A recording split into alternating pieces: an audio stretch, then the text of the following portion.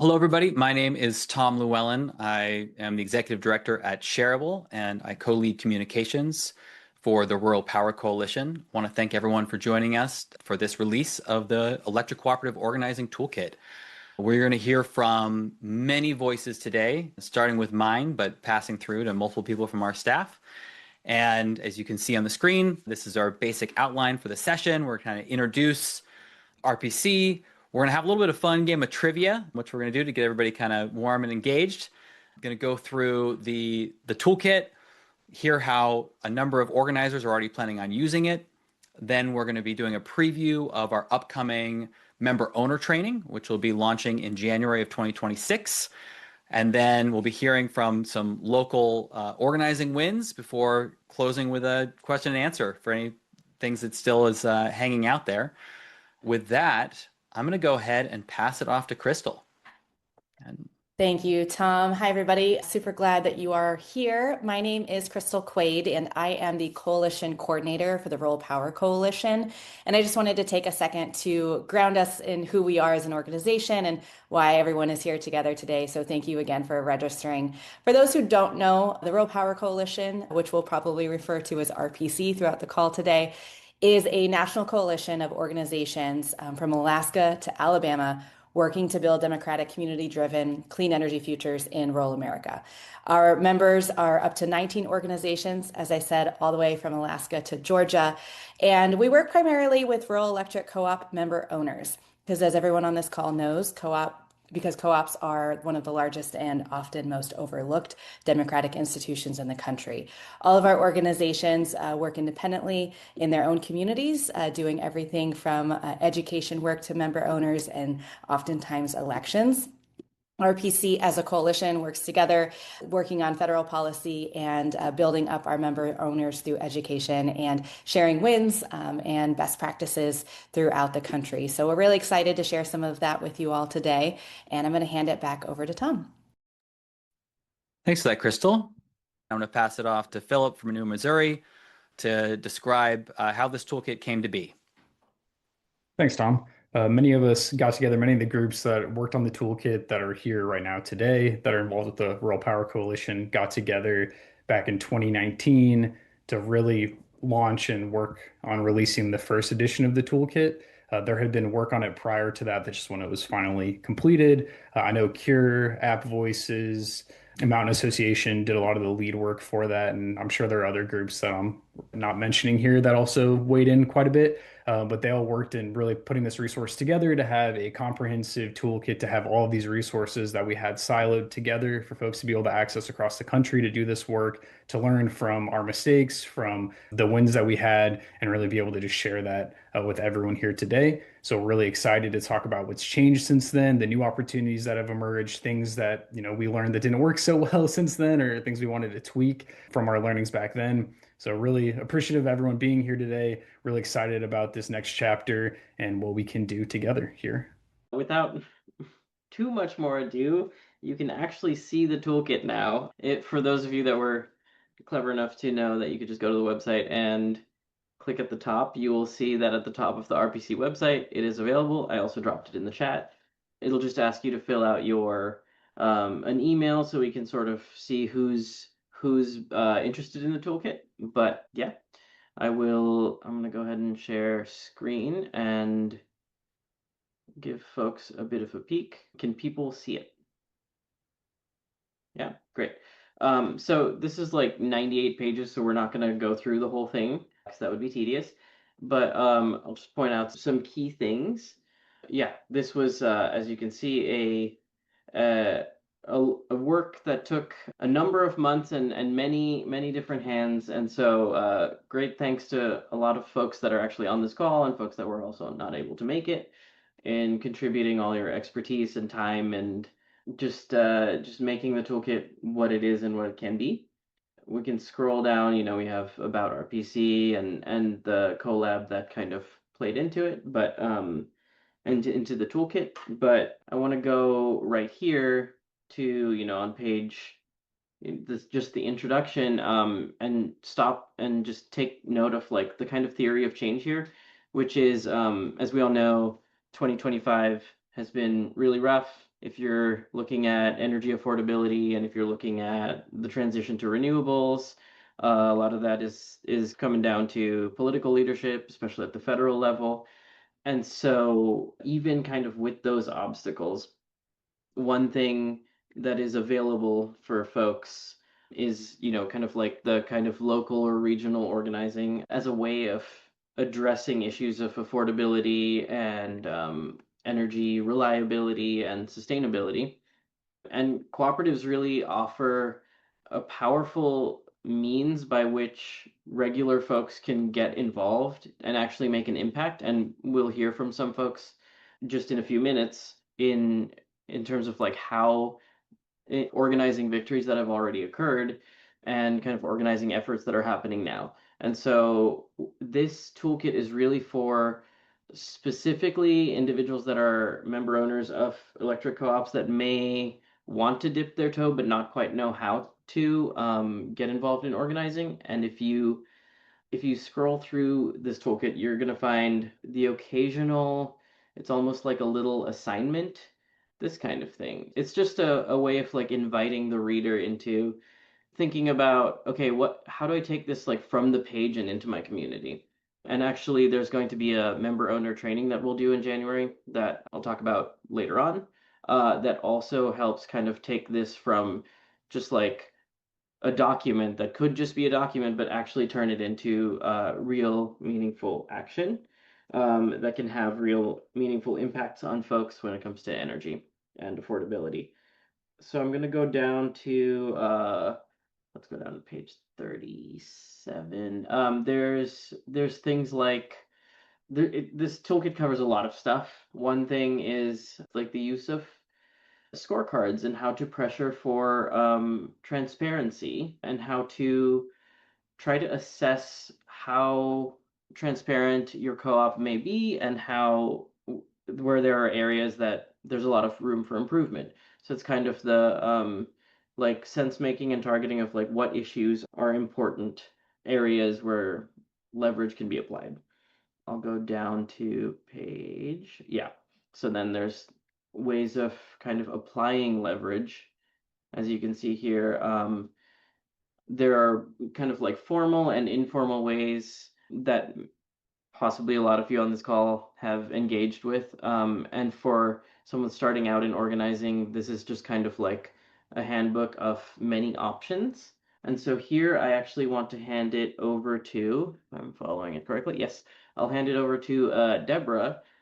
We have a pretty lengthy section on engaging member owners, and Deborah has been working really hard on doing exactly this. So I want to hand it off to her and talk a little bit about the potential that this toolkit might have in the actual work. Thank you, Aaron. My name is Deborah, and I'm with Georgia Conservation Voters. There are a couple of ways that at Georgia Conservation Voters that we engage member owners. One is, let me just say, we have 31 electric membership co-ops in the state of Georgia. And we have a committee that's called People Empowered for Clean Energy in Georgia, and the acronym is PACEG, P-E-C-E-G.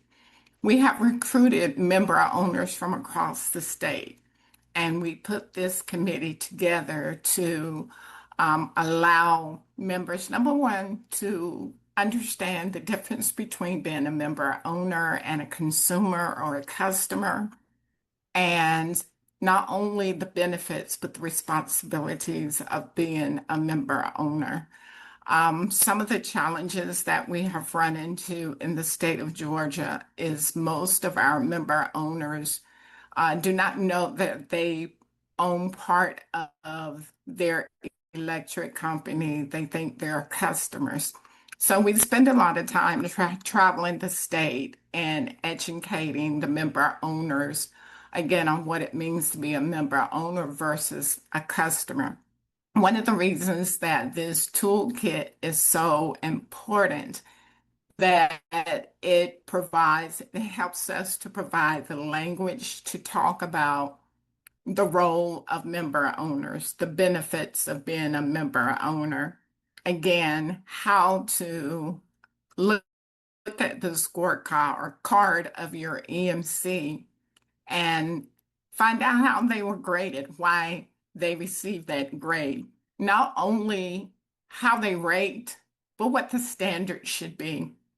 And so one of the things that the scorecard, the toolkit will allow us to do is to equip our member owners to have conversations not only with their community members, but also with key staff or the electric co-op themselves. And they will walk away not only feeling confident, but competent to have these conversations. And lastly, the other way that we intend to use this toolkit is we do recruit member owners to run for their board of directors. And this is a great educational tool to learn all about co-ops, how they came about to exist, why they're important, how they operate, and what it means to sit on a board. So I will yield back to Aaron. Yeah, thank you, Deborah. Yeah, and we will hear more from Deborah in terms of significant organizing victory later on in the call. But yeah, that's one of the ways in which this toolkit can be used. Let me share the screen again. Another kind of chunk of information that's in here is how to work toward and secure community benefits plans and community benefits agreements and the difference between them. And, recently when we were at Farm Aid, we were talking to a lot of folks that have new energy developments around their neighborhoods, and a lot of times people didn't know that it was possible to actually go on a community basis to the developer and say, hey, because you're building something in our area, these are our needs, these are our concerns, and please, can we have a structured way of addressing them? And so that's what this is all about. There's someone here on this call and who has contributed to this toolkit that I will hand it off to, who can talk a little bit about how this toolkit might be useful to the kind of education around and organizing around community benefits plans. And that would be over to Tara. Yeah, thanks. So for the Wisconsin Farmers Union, we see that community benefits planning is a really, really important part of the transition to away from fossil fuels to renewable energy. As these projects can come in when we're looking for renewable energy, we want to make sure that they don't just become extractive, because there are real impacts that they can have on local communities. So a community benefits plan is a way that a development and a utility can engage with the community to ensure that they are hearing what the community has to say to cite the project correctly. So this happens before the project is built. And then while the project is built, they have a back and forth so that they can ensure that problems are getting solved quickly. And they have all of those built up through the planning process. And then that can result in an agreement that's a formalized, basically legal document between the utility, the developer, and the community, where they can set those expectations. If you're a part of a co-op, some people can work with their co-op to set the expectations of if they do a power purchase agreement or any other renewable energy generation, that they can set the expectation that they will do community engagement and community benefit planning to ensure that it's an equitable and fair way that this is getting rolled out. We have a whole section on this, and this can look a lot of different ways. You might see this reframed in other verbiage like a JDA or for a joint development agreement or a memorandum of understanding, or even operational ordinances can have aspects of the community benefit engagement strategies put into them. And so understanding that this is just even an option, like Aaron said, is really important, because we often find that communities receive the information and then think that they just get a yes or no, and they don't even know if they get a no say, but they want to fight back against it, versus making the project as positive as it can be and ensuring that they are getting some of the wealth that that project might create. And rural electric co-ops can set standards for how they choose to pursue that and what they choose to do going forward. So engaging with this through the full toolkit and using all the resources is really important, but we definitely wanted to outline the potential of the engagement process through community benefit planning. Great. Thank you. Thank you so much for that. So as I mentioned earlier, the toolkit is 98 pages, so we're not gonna force you to look at the whole thing right now. I dropped the link again in the chat. If you are interested in downloading that, you can go to ruralpower.us/toolkit, and then we're gonna change directions in just a moment. But basically, one last thing about the toolkit is there's 3 major sections. One of them is like background and history. So that's where this section 1, past, present, and future of rural electric co-ops is. The next kind of like third of it is very much focused on getting member owners that may be new to the idea of being an involved member owner, like kind of the basics, the basic understanding of what does it mean to like go to an annual meeting, how do you find the bylaws, how do you actually engage with your co-op leadership. And then the third section is maybe more kind of technical or like specific to types of programs and things that you can approach, not just co-op leadership, but kind of even if you have an investor-owned utility or a municipal utility, you can approach folks with ideas from section 3 and say, hey, like I am aware of this sort of thing and specific examples that are successful here and here. Is this something we might be able to try in our locality with our utility? And so that's generally the kind of breakdown of how the toolkit is organized. And so from there, I'm actually going to move on to something we're doing in January, which is a 2026 member owner training. So the toolkit kind of came out of a lot of things, and one of them was a collab session. So that was a kind of 9-part series where we had a number of folks on this call, and a number of folks not on this call, do a kind of educational series of 9 sessions on different topics. And that was generally about electric co-ops and specific things that are like actually contained in the toolkit. The thing that we are doing in January and February is we're running a 4-part series on, it's specifically for member owners. And I have, Tom, if you have that link, can you drop it in the chat, the sign up link? Yep, on it. Great. And so this is basically how do you take the toolkit and then kind of with a cohort virtually operationalize that in some sense. And so as I showed earlier, the toolkit has like mini assignments. They're kind of like simple things, but in this member owner training that we're going to do in 2026, it'll be an opportunity for member owners that want to like get more involved in organizing to not just like watch and attend a virtual kind of series of talks from like issue area experts, but it's also meant to be something that like gives little assignments to like, you know, how do you actually start having a conversation that could lead to an organizing effort, or how do you actually apply some pressure on your co-op leadership. And so we have these 4 sessions that you can look at, and I think if I can't see the chat now, but if it has been dropped in the chat, there's a sign up sheet as well.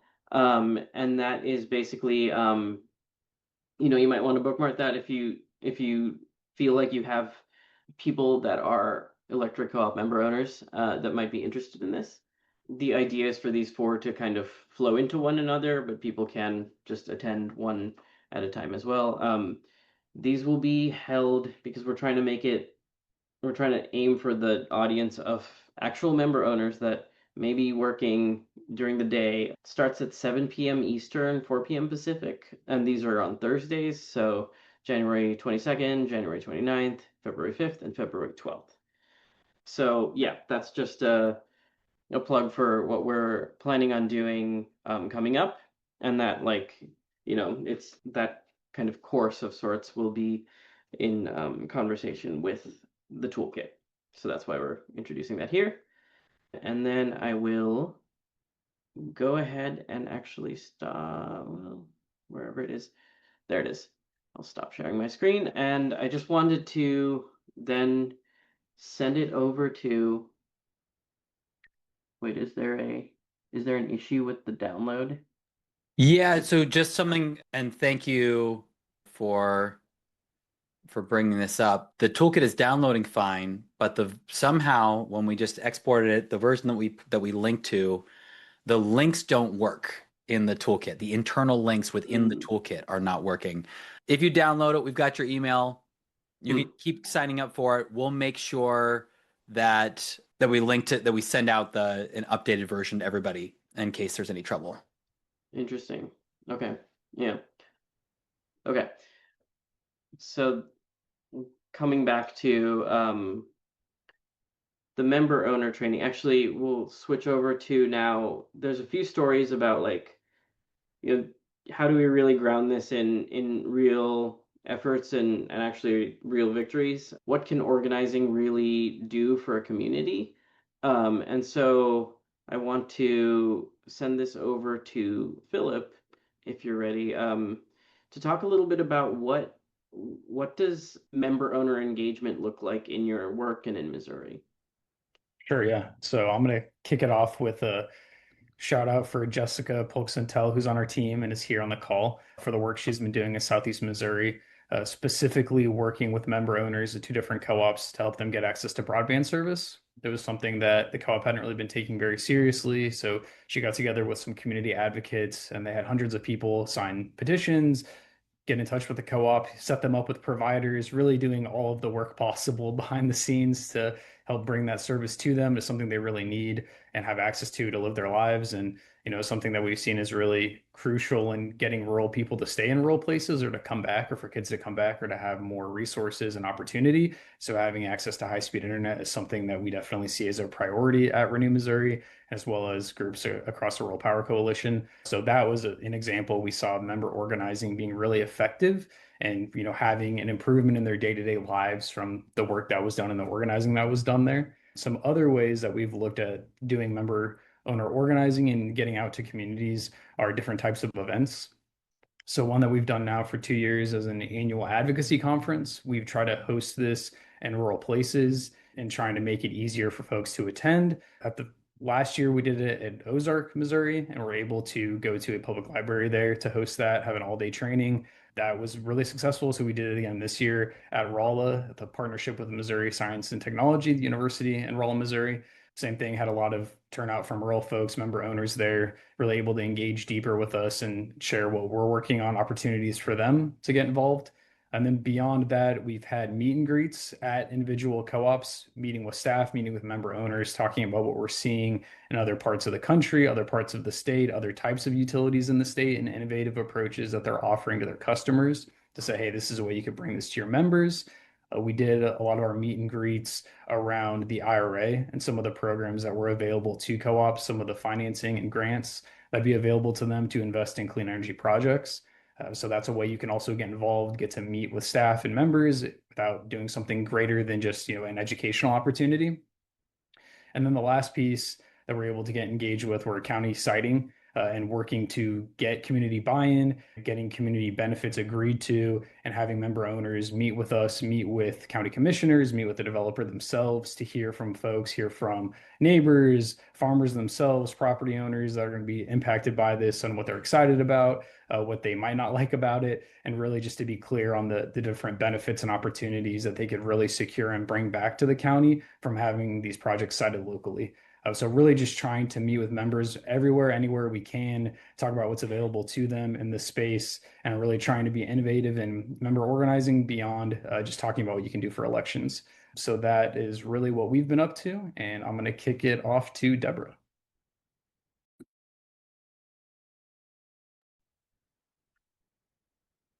Thank you. Let me apologize in advance. It says that my internet is unstable. But in the state of Georgia, we were able to win some local seats. The Public Service Commission, which have been held by Republicans for over 20 years. I think one of the things that made this race unique is that even though it was the Public Service Commission, which is a 5-board panel that regulates for-profit utilities in Georgia, everybody in the state, registered voters, can vote. So even if you have a rural electric you are a member, you can vote in this election. But several key things that we were able to do is we went into communities, but we didn't go into communities to hold events. We actually found other organizations that were already on the ground, that were trusted in their community, and asked them to hold events, to host events. And we sponsored the events. We were able to go in and build relationships that way. Also, we were really, really clear on the messaging that we wanted to get out throughout the state, and that was affordability, that the bills were too high. People could not afford their electric bills. We also partnered with organizations across the state that had issues with the Public Service Commission, and we got everybody on the same page when it came to messaging. We did not try to educate communities on the Public Service Commission. We just simply talked about affordability. And for those of you who do organizing in communities where you have to deal with a lot of partners, being able to get partners on the same page is very important. We ran ads through social media, through streaming, billboards, overlays on bus stops. We talked about affordability. And one of the key things that came out of this race is that both of our candidates, 5 seats, 2 were up for election. We won both seats over 60 points per candidate, which is unusual. But we also, if we had taken out some of the larger counties in the state of Georgia, Georgia has 159 counties. We won out of 157 counties. And even if we had lost the larger states, we still would have won by over 10,000 votes. And I will turn that over to Aaron. Thank you for your time. Yeah, that's amazing. That's a great story I wanted to include during this call to kind of drive home the power of organizing. We do have a few minutes to do some Q&A and some closing. And so if folks have any questions regarding the toolkit specifically or for the presenters, you can drop them in the chat and we can go from there. Also, yeah, I was gonna ask something, but I realized it was covered. Yeah. And then we will actually, regarding the link issue, I believe we should be able to email everyone with a version of the toolkit that has the correct links that actually work right after the call. I think something happened in the export and it's not like it doesn't seem like it would be a huge thing to fix. So we have this toolkit covers starting a new co-op. No, it does not. That would be quite challenging. I actually don't even know how, I'm not clear if that is the most feasible thing. I know like municipalization is a possibility if you have an investor-owned utility, and that's like a whole process, and that's like a whole separate thing. Do any of the presenters actually know when the last, that could be a good trivia question. When was the last electric co-op started? That's a hard question I just threw out there. So it does not cover that specifically. This is more for, yeah, folks that are member owners, and then sections 1 and 3 are also relevant to if you're not a member owner of a co-op.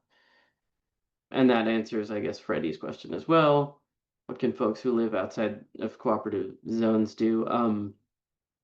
Yeah, that might not be exactly the scope of RPC and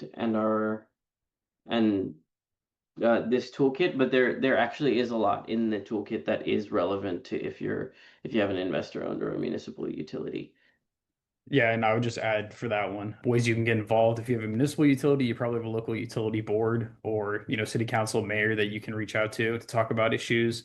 And if it's an investor-owned utility, most of them are regulated. So if you have a state regulatory body in Missouri, we have a public service commission. Others, it's a public utility commission. Might be able to get engaged there.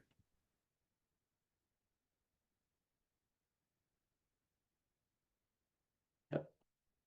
I see. What about co-op ESCO? I actually don't know specifically, maybe a little bit more clarification about like if that is specific to ESCOs or that's from David. I see that there was a 2002 electric co-op. That's an interesting one from Matthew. Curious about if there's any information about how that actually got started. Yeah, and then in the last few minutes that we have, I know Tom has posted in the chat, but Yeah, and it's invited Dave if we wanted to come on and clarify the question.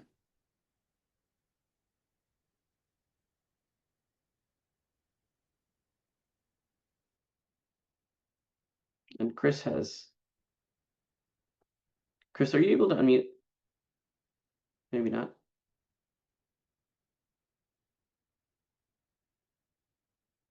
Now you might be able to. No, I can. Thanks. Yeah, I was assuming that the comment was in relations to a energy services company as well. And if there was such a thing as a cooperative ESCO, that would be cool, but it would be a little different than a rural electric cooperative. It would not be a utility. And I think somebody mentioned one in Hawaii. I think there's a new one in Puerto Rico as well. And maybe you could reach out to them and see how they went about starting those. And I think that's a good thing that we would consider as well, a growth edge for RPC to learn a little bit more about that. Yeah, Also, I finally got on. Oh, just while I had the floor, I just wanted to give a big shout out to the New Economy Coalition, who had hosted the original Rural Electric Cooperative Working Group that made the original toolkit, and they convened us way back in, I believe, as early as 2017. So shout out to the New Economy Coalition and to the folks that helped birth the Rural Power Coalition. Thank you all. yeah, David Gower here. Thanks for unmuting me. Sorry, I muted myself and it wouldn't unmute again. But there is a cooperative ESCO that's based out of Buffalo, New York, and so they are selling the retail energy services within New York State, and I think also Pennsylvania, I believe, maybe some other markets as well. But they are pretty unique, I think. I don't think there are a lot of those out there. But for those of us that do live in the IOU territories, even though there are 50 some odd cooperatives, I think, or cooperatives and municipal co-ops in New York State. I don't live in one of them, but I do view it as a model where municipalities or even counties could potentially start disconnecting from the grid and creating their own cooperatives. And I would really like to see more of that, especially as prices rise and there's just a lot of bad acting going on with the utilities. And I think these models have been around for a long time. I wrote a paper about this and kind of proposed how we could bring some existing policies together, which include community choice aggregation, which is in several states that allow everybody to be opted into an ESCO by a community vote. And combining that with, at least in New York, there's the community solar policies that allow people to basically take part in not having solar on their home, but getting discounts on their bill. There's, by bringing some of these things together and developing it in a cooperative model, utilizing what's already there. I think, the same sort of organizing that went on at one point in time when FDR created this opportunity could happen again today. I'm sure there'd be a lot of fighting against it politically, but it is an opportunity. It's sort of, somebody at the beginning here mentioned Mamdani, and maybe people are more open to this sort of thing now. It is an opportunity to use something that's already there to create different energy models for us. So thank you. Yeah, thanks, David. Yeah, that was great. We are close to the hour. I know there may have been questions that questions and ideas that we didn't get to, I'm dropping the email for us in the chat. If folks want to reach out with any questions or follow-ups on any of this, feel free to reach out there, or just on the website ruralpower.us, you'll find us as well. Regarding the toolkit links, again, we will be fixing that, and so probably in like the next hour, if you download the toolkit, it'll be correct. The links will work. And then I think we will try to, if it's feasible, send out an email to everyone on this call. Yep. Yeah. Any I think last? that just about wraps it up. I mean, so we put the link in the chat just a few minutes ago. I'm going to put it as the last thing. We are looking for more member owners to register for this member owner training that we're doing in January and February. So if you are a member owner yourself, please consider signing up. If you know other member owners, if you are an organization that's working with member owners, please share this link. We're going to be building out a full kind of web page about the member owner training that'll be going up in early December rather. But for now, we have this registration form, which can be shared in lieu of that page. So please do share that around, and we will, as more details come about that, we'll be sending it out to everybody who downloads the toolkit as well. Yep. I think that's a wrap for today, and thank you so much for everyone that was here and everyone that worked on this. And yeah, now there's a lot of organizing to do. Yep. Thank you.